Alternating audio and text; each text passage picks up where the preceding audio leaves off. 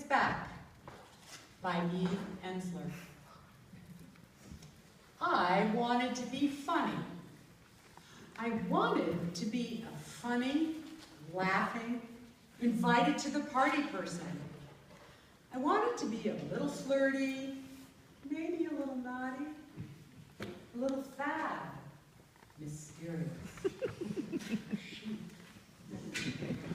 I wanted to be fun, telling wild, crazy stories, jumping in the pool naked at midnight, wearing that sexy push-up bra, driving the convertible fast down the highway in a rainstorm. I wanted to be delicious and adorable and not too available, not too talkative. I would have settled for a little dry even, or sarcastic. Dry people get invited to the party. Dry nihilists who are permanently unhappy, permanently in despair, bleak.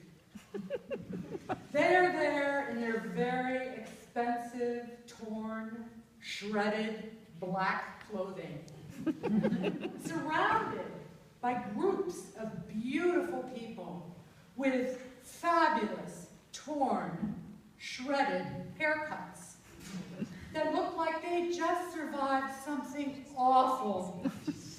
You know, that private jet ride where they ran out of Merlot.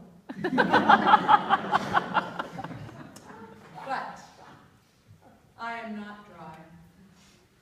I'm not adorable. I'm not funny.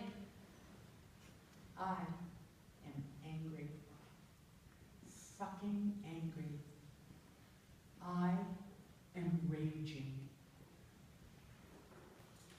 I do not get invited to parties. Well, not anymore. I did at the beginning. I had a certain charm, a certain flair. People mistook it for funny until they discovered that I was the person who ruins the party, interrupts the pleasure, brings in the rest of the world like a brutal Chicago winter wind. I am the person who, for some reason, has to see it, say it, and make everyone aware. I am the one who responds to the casual, "What's up?"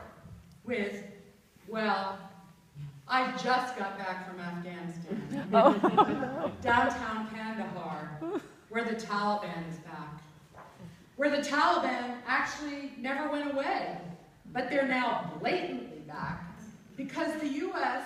supported the wicked jihadis and put them in office. The jihadis who raped and pillaged and murdered, and instead of being brought to justice, were brought to power by the U.S. And now there is so much corruption and so much violence that the Taliban looks good. I am that person who doesn't stop there, who has to go on, because being at the party makes me even angrier. I somehow forgot until that moment that the rest of the world went on and went to the party.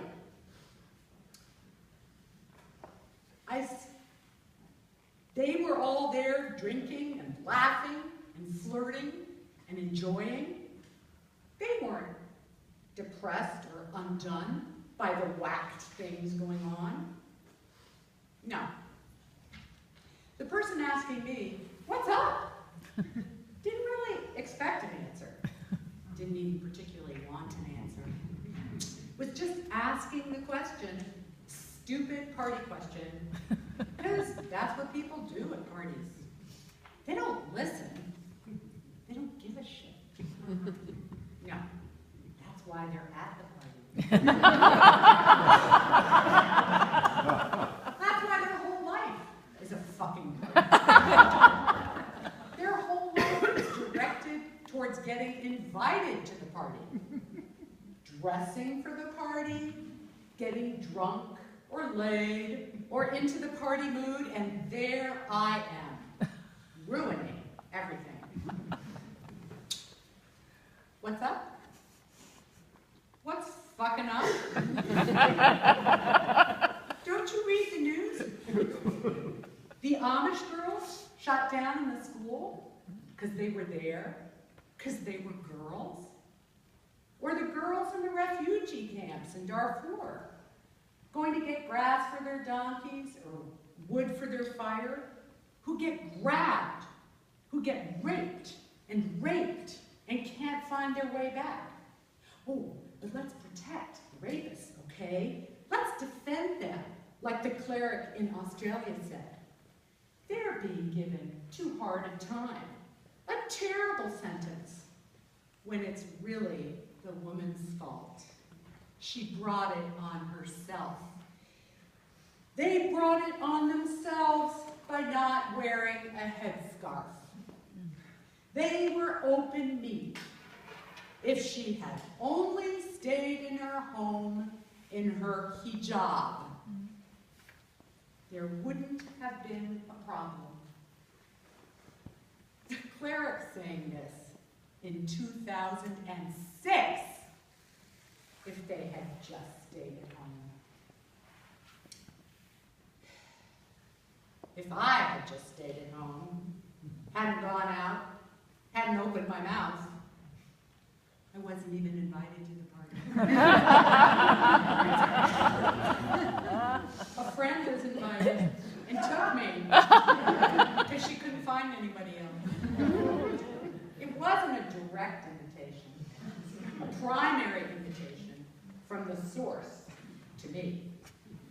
And I am ruining the party, embarrassing my friend. I shouldn't have gone out of the house. There were too many bad things happening. Maybe it was hearing the woman at the party with the big stuffed thing around her neck say, "Isn't it fabulous? Fur is back." Fur is back? Isn't it fabulous? Mutilation is back. Murder is back. Mink is back. Mink always makes me think about women. Not just that women wear mink, but that there's something about how women are raised to serve. Raised for slaughter. Something about being so beautiful, so soft and warm, that people have to wear you, have to wrap you around their neck, or rape you from behind, or shoot you in the head, or mangle, or beat, or starve you. Fur is back. Fur is back. Isn't it fabulous? Fur is back. So, it turns out, is rape. Rape is back. The Taliban is back. OJ is back. Back, back, back. But when did any of this go away? It never went away. It just gets ignored and buried and accepted by the people at parties, by the people who cannot stop partying, who think that life is one big party, which it is for them, because they have everything, because they are wealthy and privileged and perfect and partying. Party. Stop it. Stop it. Please, please stop. Women are are dying. Women have their labia ripped off in the Congo. Their faces burned off in Afghanistan. They are bought as children in Atlanta. Stop, please. Doesn't it matter to you? Doesn't any of this matter? I am screaming. I'm on the floor, on the wall-to-wall, lush carpet, near the buffet table, with its goat cheese quesadillas, and grilled shrimp, and chocolate martinis. I am on the floor screaming, stop it! Stop it! Stop. Can't you just stop? For one moment, stop your lives. Stop your quest for pleasure. Stop your partying. A crowd is now looking at me. A crowd of fabulous partygoers who won't look directly at me because they are scared they might catch what I have.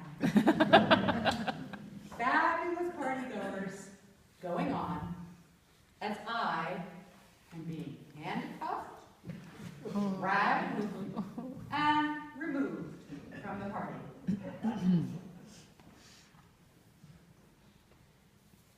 I don't move. I can't move. I lie there on the street against the building, and I open my eyes. I am looking up, straight up. I don't remember seeing stars before in the city. There are so many of them, and they are particularly sparkly. I don't know if they're even real. They're so far away, and they are right next to me.